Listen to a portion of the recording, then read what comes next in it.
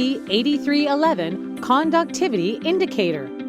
Unfiltered water of center heating boiler or cooling tower causes internal sludge accumulation and leads to lower heat transfer. It took hours to days to make heating or cooling circulation water back to pure condition.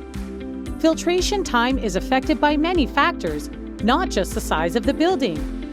Measuring water conductivity is the quickest way to know if filtration is done. However, portable meter is not ideal for a project requires long time to filter.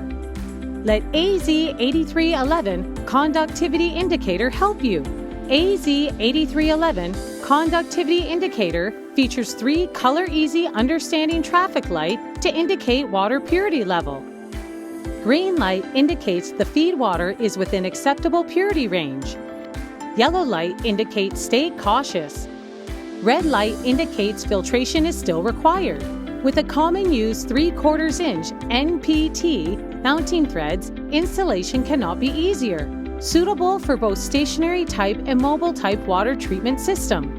Let AZ8311 Conductivity Indicator tell you when to finish water treatment work and show visualized results to client at the same time.